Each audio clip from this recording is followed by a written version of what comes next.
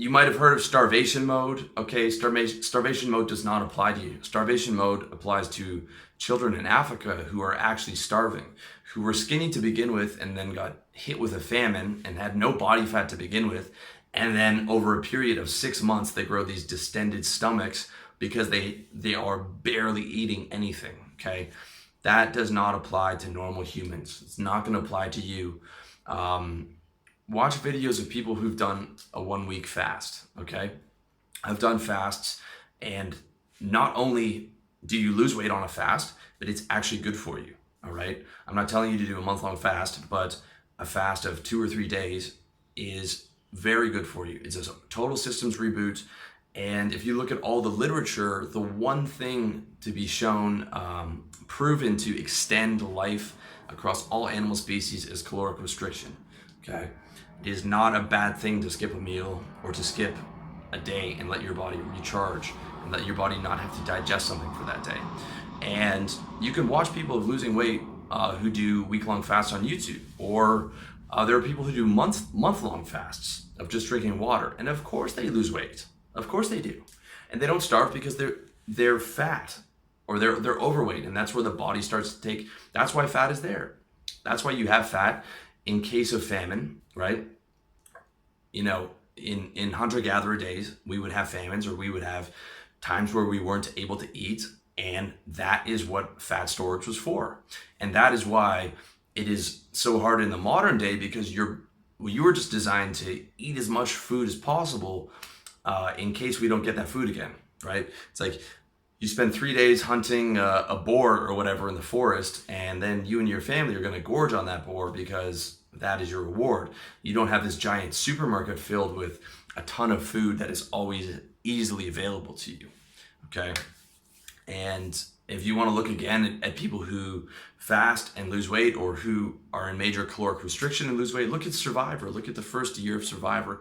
Everyone on that show got really skinny because they just didn't have enough food, and they didn't have the amount of food, okay? It is not unhealthy to lose weight. You will not go into starvation mode as long as you're getting the vitamins, nutrients, and food that you need. So that's right information. Point 2 is how to actually lose weight. Okay, I'm going to give you the links to the article and the resources that I have, because I have a bunch of resources on my site for this. So let's say you want to do it the healthy way. You want to lose a pound a week. A pound is about 3,500 calories. So that means you're going to have to be in 1,000 caloric deficit every day. And the way to find your metabolic rate and to find what 1,000 calorie deficit for you is, you just go online, you find a calorie calculator, or you use a calorie calculator app. 1 pound per week. You know, the scale might not show it right away because if you're eating a lot of salt and carbs, but you will start to, if you are in 1,000 calorie deficit, you will start to lose weight, and it'll be approximately 1 pound a week. I've done this before many times when I was cutting, but what you have to understand is 1,000 calories is a fair amount of food. That's basically like a large breakfast. That's cereal plus toast plus eggs plus bacon plus orange juice. That's about 1,000 calories. That's what has to be sacrificed every day. Basically, one of your meals, and probably one of your bigger meals, is gone. Okay, you don't have to skip a meal, but you have to skip that equivalent in calories, which is a lot. Okay, 1,000 calories a day is a lot, and that's just for like a moderate weight loss plan of like a pound a week. Okay, it is still a lot.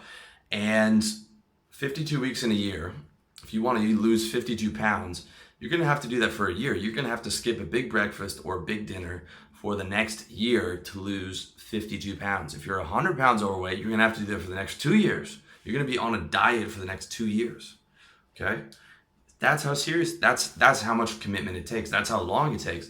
That's why all these people go on these diets and they don't stick with it, because they don't realize the amount of time you have to. It's not just like 2-3 months you're going to be able to lose weight after you've been overeating for the last 15 years. It doesn't work that way. You're going to have to be in for the long haul, and you're going to have to say, okay, this isn't a diet. This is just what I'm eating right now. This is my new lifestyle. And eventually my body will accustom itself to that size, and then I'll continue to be able to eat at that caloric expenditure, right? It's a complete change of lifestyle. It's not a fucking diet. That's where a lot of people make a mistake. And one of my big hacks for how I'm able to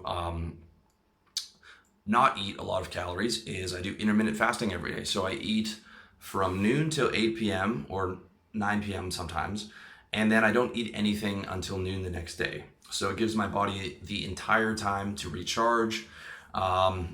If you look at sites like Lean Gains and you look at guys like Brad Pylon, they have a bunch of information that fasting for short periods of time helps with metabolism, helps with actually burning fat as opposed to muscle. I'm not an expert on that, but I do it because it gives me a lot of morning energy. I do it because I combine that with a stim in the morning, which is caffeine, which blunts my appetite. And I do it because then I can have a big clean lunch and a big dinner, which, 65%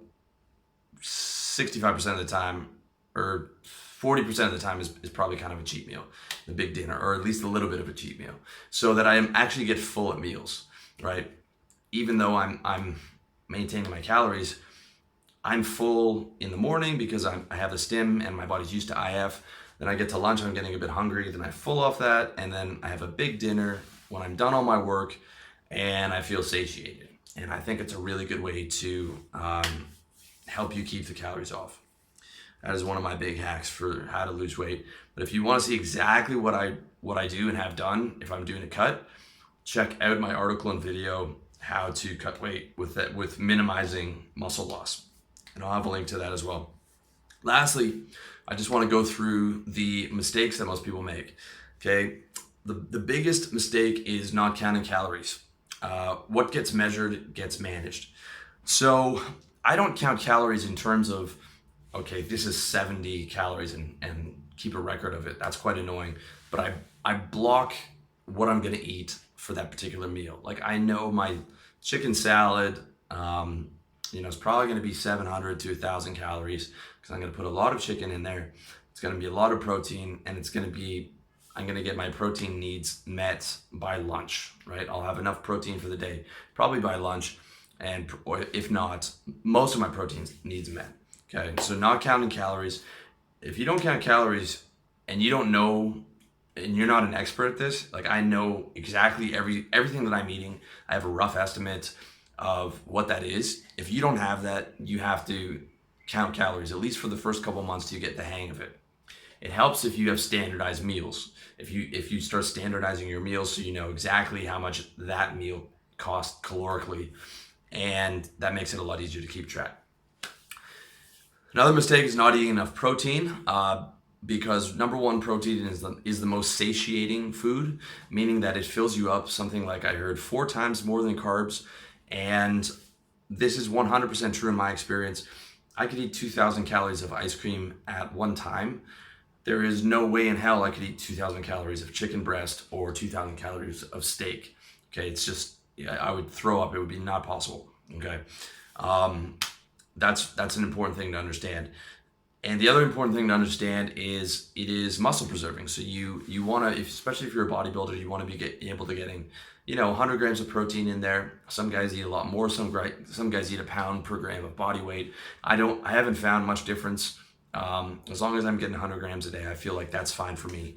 And if you are cutting weight, you want as little of that weight to be muscle as possible. So you want to make sure you're getting as much protein as you can.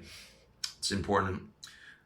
Another mistake is believing in retarded shit like miracle diets or foods, weight loss foods. That's the dumbest shit in the world. Like, this kale is a weight loss food. No, even like 30 calories of kale is still calories. The best weight loss food is no food.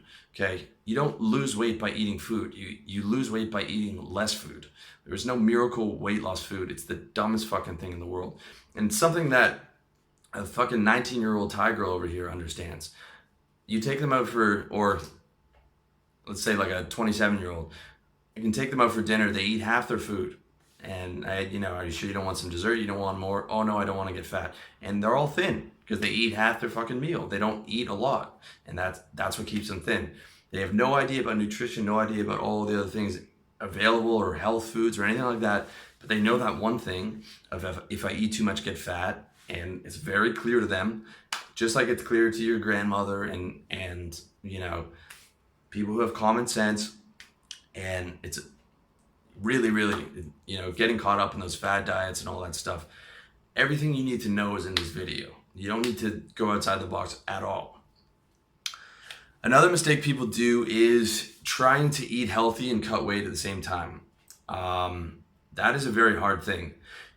You can try and eat a bit healthier, but I would cut weight before you do health, because then you're gonna have nothing to look forward to. You could be on a diet and still have an ice cream bar every day, or you could have a burger a few times a week as long as you're not eating too much. So then at least you have something to look forward to. Like, well, I'm cutting calories and this sucks, but at least I have some good meals to look forward to. And at least I have that chocolate bar to look forward to at the end of every day. As opposed to, okay, I'm cutting weight and I'm only eating health food that's fucking boring and that I don't like. Then you have nothing to look forward to. So I think it's really important to either choose to do, okay, I'm gonna get healthy or I'm gonna lose weight. One thing before the other. Those are two separate goals, and trying to combine them is just gonna lead to you falling off the wagon or binging or something like that.